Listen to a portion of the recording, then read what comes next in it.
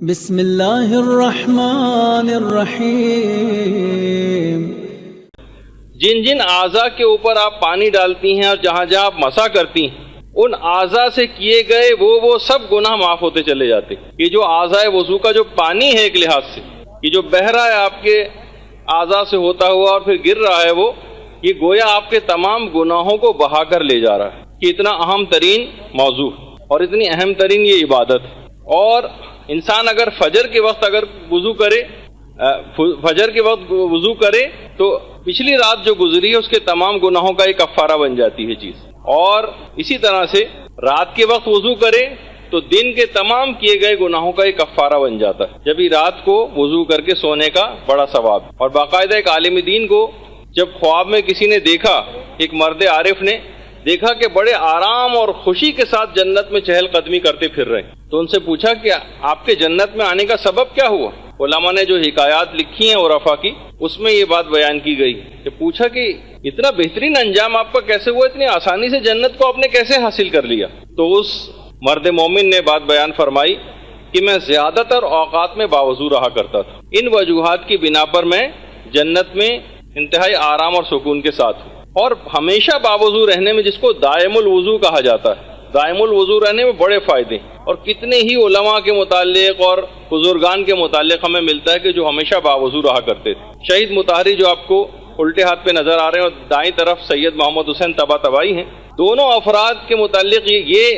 یہی بات ہے کہ ہمیشہ باوضو رہا کرتے تھے۔ خود شہید مطہری اپنے والد کے متعلق یہ بات بیان فرماتے ہیں کہ ہم نے کبھی بھی ان کو بغیر وضو کے نہیں دیکھا، یعنی کبھی بھی ایسا ہوتا تھا کہ اگر وضو ٹوٹ جاتا تھا تو ذرا سی بھی دیر نہیں لگاتے تھے اور فوراً وضو کر لیا کرتے تھے۔ تو ظاہر ہے کہ جب باپ کے اندر ایسی خصوصیات ہوں گی تو خود بخود اولاد کے اندر وہ چیزیں منتقل ہوں گی، اور پھر آپ نے دیکھا کہ شہید مطہری جیسا بیٹا ان کا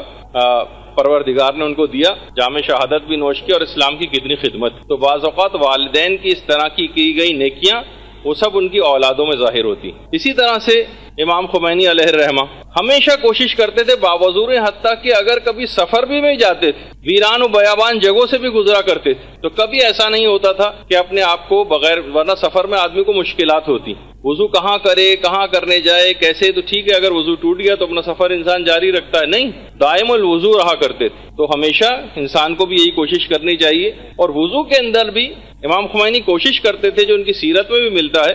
کہ ایسا نہیں کہ لوگوں پہ ذرا سا بھی اپنی کوئی نیکی ہے اس کو شو کر رہے ہیں اور ایک کو بتا رہے ہیں، بلکہ جو نل تھا گھر میں جس پانی سے وضو کیا کرتے تھے، اکثر صبح کو اٹھتے تھے تو اس نل کے اوپر ایک کپڑا چڑھایا ہوا تھا تاکہ پانی گرنے کی آواز جو ہے وہ لوگوں کے کانوں تک نہ جائے اور لوگوں کو نہ پتہ چل جائے کہ وضو کر رہے ہیں۔ اس طرح سے کپڑا اس کے اوپر چڑھایا ہوا تھا کہ کوئی دوسرا بھی ڈسٹرب نہ ہو، یہ نہ ہو کیونکہ ہم اٹھ گئے ہیں وضو کر رہے ہیں اور ہم نماز شب پڑھ رہے ہیں تو گویا بس اب پوری دنیا کو آج ہی سے سب نماز شب پڑھنا شروع کر دینی چاہیے اور ہر ایک کو حقارت کی نگاہ سے دیکھ رہے ہیں، ایسا نہیں۔ تو امام خمینی کی خصوصیت تھی، اور بار بار ایک چلو پانی لے کر اور نل کو بند کرتے تھے، ایک چلو پانی لے کے نل بند کرتے تھے۔ ہماری طرح سے نہیں کہ مثلا نل کھلا ہوا اور مستقل پانی بہ رہا اور اسراف ہو رہا ہے، جس پہ ابھی آگے چل کر گفتگو ہماری آئے گی۔ تو کوشش یہ کرنا چاہیے کہ ہمیشہ باوضو رہیں جتنے بھی زیادہ ممکن ہو سکے۔ اور سورہ قدر کی اگر تلاوت کر لی جائے دوران وضو تو روایات میں ملتا ہے کہ جس وقت وہ وضو کر کے ختم کرے گا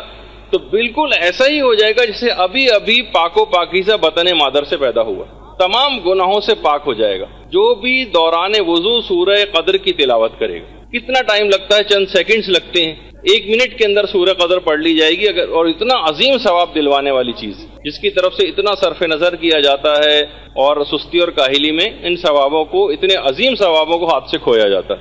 اور روایت میں ملتا ہے باقاعدہ حضرت بلال حبشی، یہ حضرت بلال حبشی کی قبر ہے دمشق میں، پیغمبر اسلام نے بلال کو مخاطب کر کے کہا کہ بلال تم کون سا ایسا عمل انجام دیتے ہو کہ جب بھی میں جنت میں داخل ہوتا ہوں تو تمہارے قدموں کی آہٹ میں جنت میں پاتا ہوں؟ دیکھیے جملے روایت کے پیغمبر کی، کہا کہ یا رسول اللہ میں 2 اعمال ایسے انجام دیتا ہوں، ہو سکتا ہے اس کی بنا پر ایسا ہوتا ہوں۔ ایک تو جب بھی میں اذان کہتا ہوں اس کے فوراً بعد 2 رکعت نماز پڑھ ہی لیتا ہوں، اور دوسرا یہ کہ جب بھی کبھی میرا وضو ٹوٹ جاتا ہے میں فوراً دوسرا وضو کر لیتا ہوں۔ تو پیغمبر اسلام نے فرمایا تمہیں یہ مقام اور یہ انعام انہی 2 باتوں کی وجہ سے عطا ہوا۔ تو آپ نے دیکھا کہ جس چیز کو ہم ایسا معمولی سا سمجھ رہے ہیں وہ کتنے عظیم ثواب کو دلواتی۔ اور یہ بھی روایت میں ملتا ہے کہ ہر وقت باوضو رہنا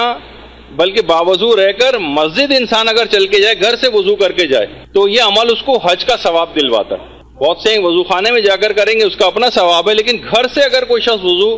کر کے جائے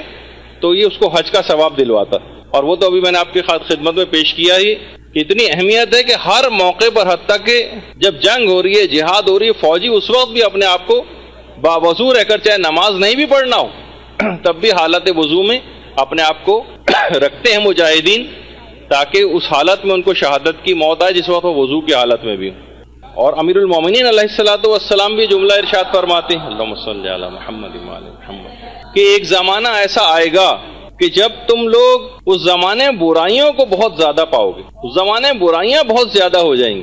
جب تم ایسے زمانے کو پاؤ تو باوضو رہا کرو، یہ امیر المومنین وصیت کر کے گئے۔ اور وہ زمانہ کیونکہ آ گیا ہے، ہر وقت گناہوں میں انسان گرفتار رہتا ہے، تو لہٰذا مرد مومن کو، بندہ مومن کو چاہیے کہ وہ اکثر اوقات میں کوشش کر کے باوضو رہے، کہ بہت زیادہ گناہوں میں مبتلا ہونے کے امکانات، یعنی سیکنڈز کے اندر مواقع، پہلے زمانے میں دیکھیے اتنے مواقع نہیں ہوا کرتے تھے، برائی کی جگہوں پہ جانا پڑتا تھا، لوگوں کی اس طرح سے بیٹھکیں اور وہ سب کچھ نہیں ہوتی، مخصوص جگہوں پہ جا کے جانا پڑتا تھا اس کے لیے۔